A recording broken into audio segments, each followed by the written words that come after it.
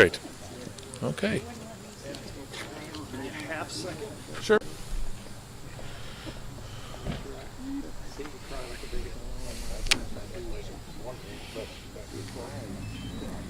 Oh, whenever you're ready.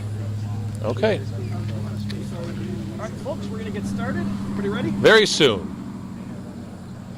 As soon as he gives me the signal. All right.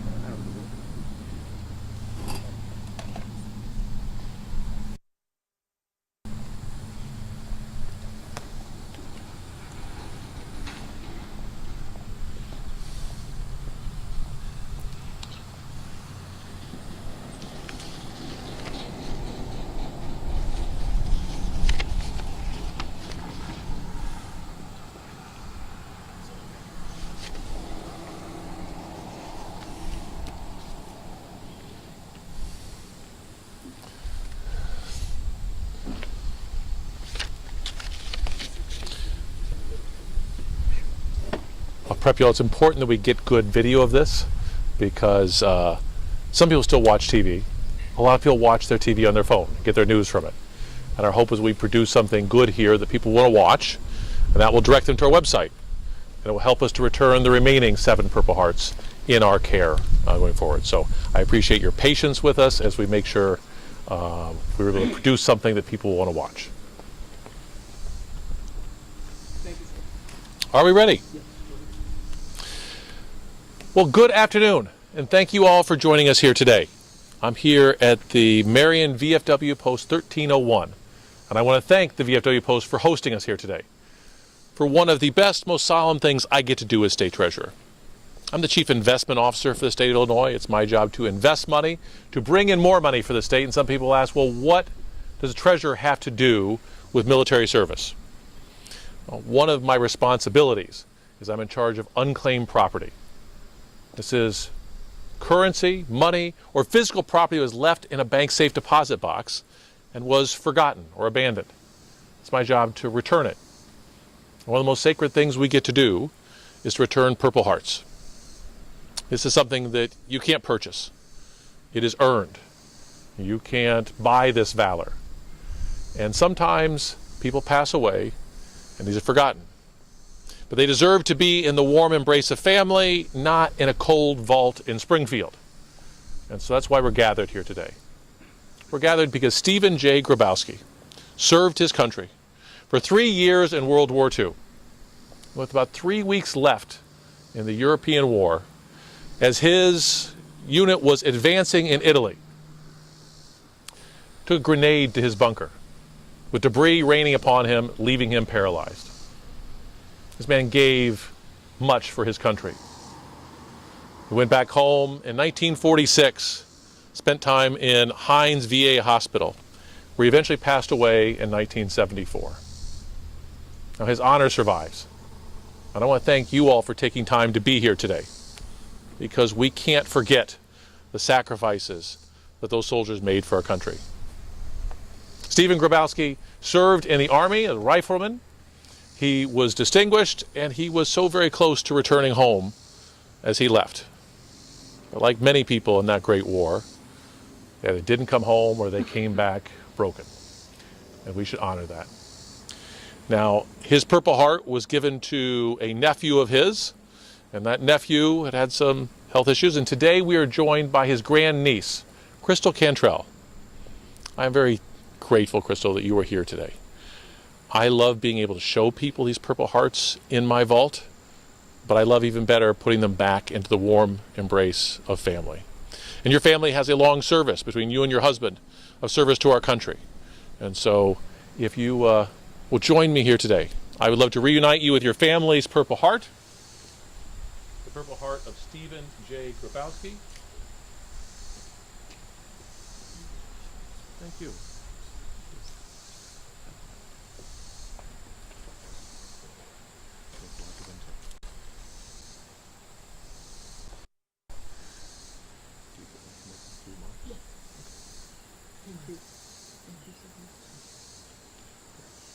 Do you want to come up around here?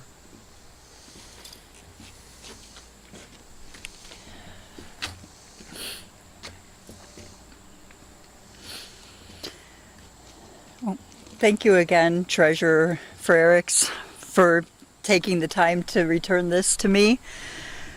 While I personally never got to meet my great uncle, you have no idea how much this means to me.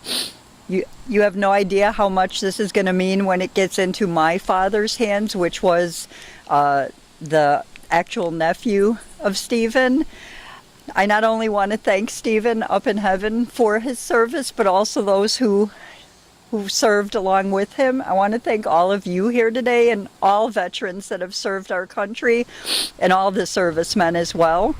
I also would like to say this office has helped to return this to me and so many other families.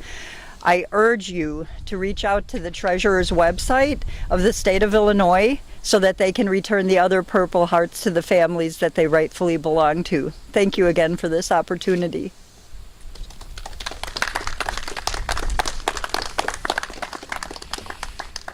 Crystal, thank you again.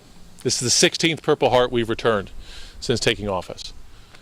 When I came into office, I was given a tour of our vault, and we had a display case with a lot of unclaimed property. I noticed one of those things was a Purple Heart, and I'd never seen one in person. My uncle had earned one, but like your great uncle, I never got a chance to meet him because he earned it in Vietnam and he didn't return home. So it was exciting to see that Purple Heart. And I asked my staff who it belonged to, and they said, well, we don't know. But we knew the safe deposit box that it came to us in. I was able to deputize my staff to go out and look and find the owners of these Purple Hearts, and we've done that 16 times, but we're not done. We have 7 more to go. A few years ago, we started Operation Purple Heart. You can go find out about Operation Purple Heart at operationpurpleheart.gov, or is it .org? O-R-G. We have Illinois Treasurer.gov, operationpurpleheart.org. We have information on the owners of these Purple Hearts, the owners of the safe deposit boxes. What makes it so difficult to return these is generally they don't have the recipient's name on it. It doesn't list the conflict. Because it doesn't matter whether it was earned in World War I, II, Vietnam, Korea, Operation Desert Storm, or other conflicts that the U.S. has fought in. The valor is the same. And so they're not distinguished. But it makes it difficult to return them because the U.S. government doesn't keep a track, doesn't keep a list of Purple Heart recipients. So what we know is the name of the person who rented that safe deposit box. Now, we get a lot of things coming in from safe deposit boxes, and they begin to fill up our vault. And we have to clear room for them. Just last weekend, we held a live auction for unclaimed property. But one thing we will never auction off are military medals. That kind of honor you can't purchase. It's not for sale. It is only earned. And your great uncle, Stephen J. Grabowski, earned several medals. We call it Operation Purple Heart, but I believe he also has a Bronze Star there. We have other military commendations that we're going to return to your family. We have more for others, but we've run into dead ends. And we're asking for help from the public to return even more. So the public can visit our website at operationpurpleheart.org and see if you recognize any information that we have listed about these military medals. You know, sometimes it's not necessarily the recipient who put the military medal aside. A lot of young men came back from war, and maybe they were transient, maybe they weren't established just yet. They might have given their medal to their mother, to a or a cousin for safekeeping, and it got lost. One of my favorite experiences, we tracked down a veteran of the Vietnam War, and he had moved to Mississippi. We tracked him down and we called him and asked where we could mail his Purple Heart. And he says, do not put that in the mail. I will drive up to Illinois. I've been looking for that Purple Heart for 17 years. Because when he came back from the war, he gave it to his mother, and his mother put it in a safe deposit box, and when she passed away unexpectedly, they didn't know where she had put it. And it came to us. And it's our job to return these. Now what I'll say is this doesn't happen alone. I want to thank my team for their efforts here. As I said, we deputize them, we turn them into detectives to try and track some of these down. We have help from media that have helped us to track down some of these, but we also have help from other elected officials. the mayor of Marion today, Mayor Absher, has helped us put this together. And he is going to be blessing us with his rendition of Taps in a little bit. But I would like him to say some things before we have the honor of hearing from Representative Paul Jacobs, someone who also understands this service because he served his country. He served his country in the Navy. But Mayor, if you'd like to join us up here today, I want to thank you for helping us get this location, for putting this together, and for the lovely weather you ordered. He told me to make shorter remarks, and that's going to be very easy in the context. But, Crystal, I had made inside this folder, I've got some more formal remarks, and I'm going to skip those because sometimes I get to an occasion and I make an observation and my emotions take over. And I've got 2 or 3 observations I'd like to make. First of all, I want to commend your office for doing this. I would have to say I couldn't recite all the things the treasurer does. I've been in your midst many times, and I know about all the investment stuff, what a great job you've done with investing funds. But I'm going to be honest with you, that's not all that emotional for me.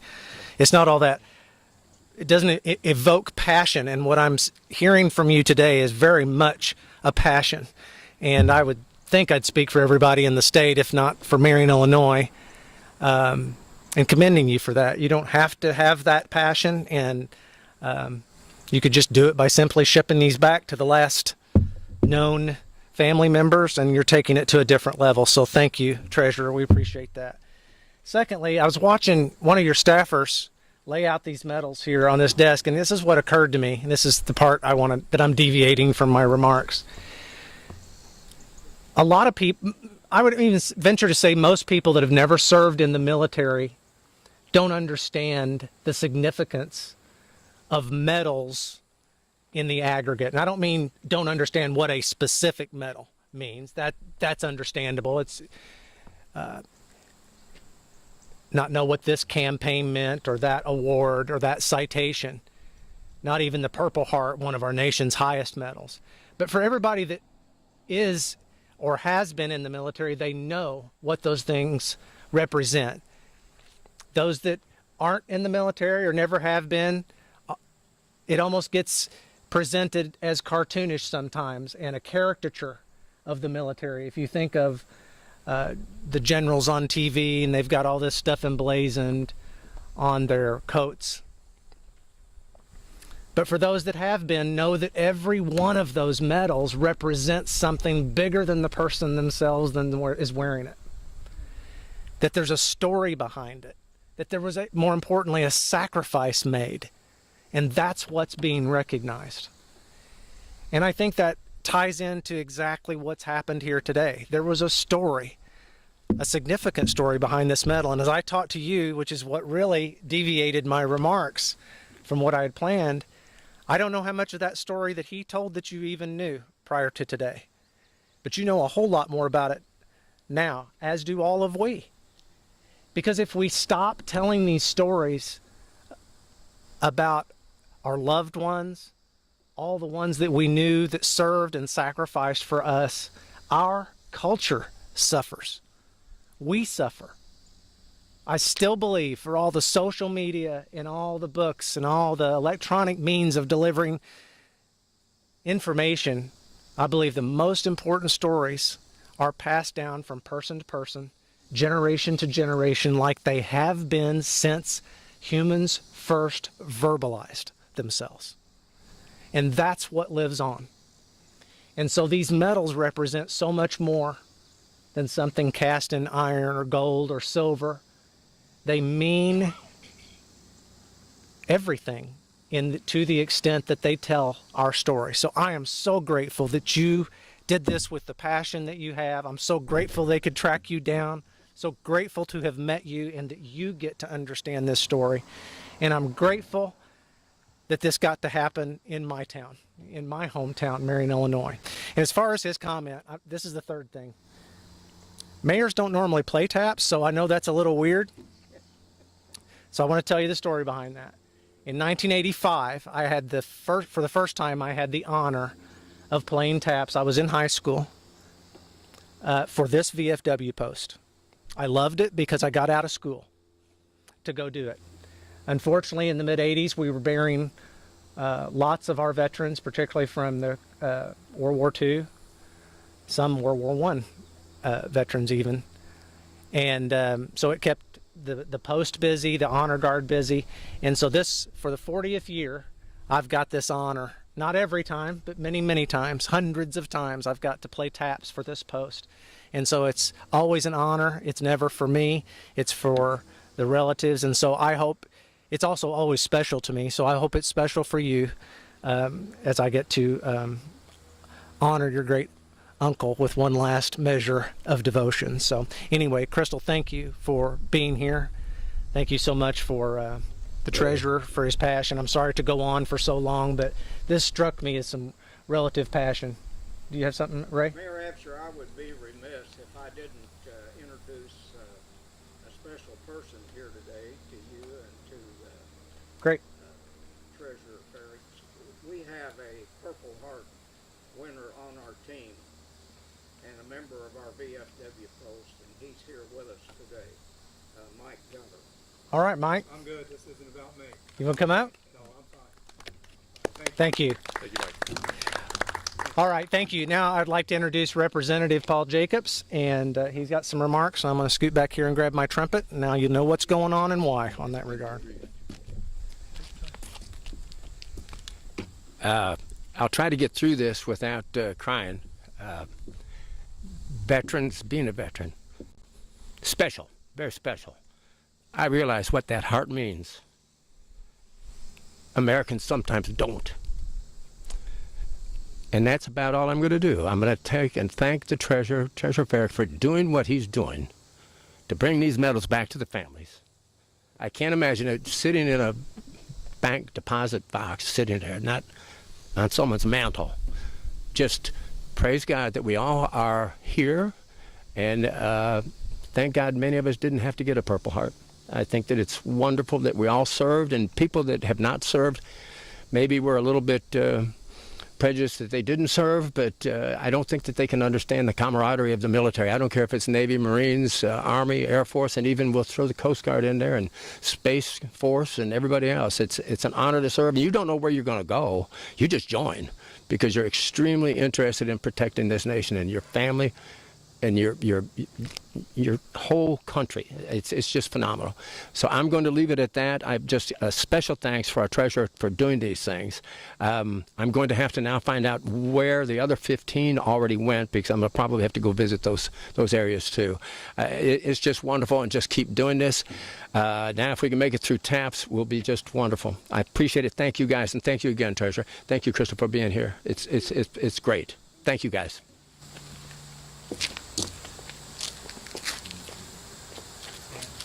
If you're able to stand, please do. Veterans, please render salute to the flag.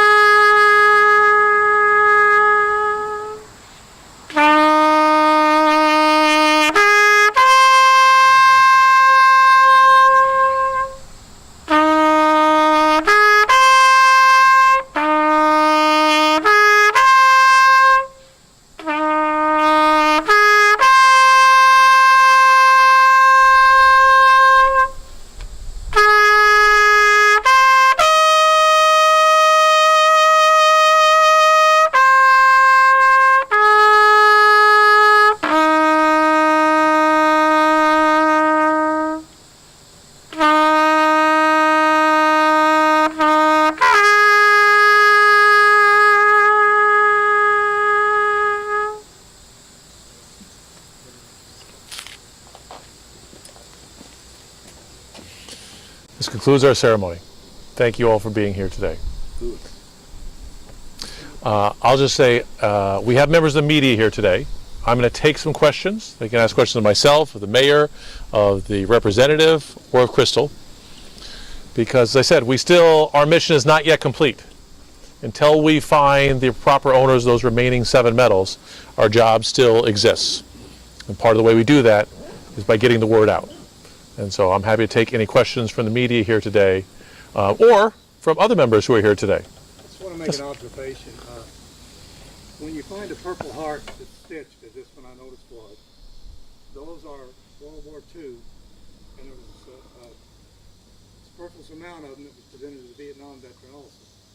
But the ones that are presented today, or any that was reissued, they don't have the stitching. If you'll notice right above the clasp, see the stitching on there, Crystal?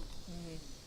So that might help you in trying to find out where they belong. You may have already known that. I did not. I believe every day I want to learn something new, and that is helpful.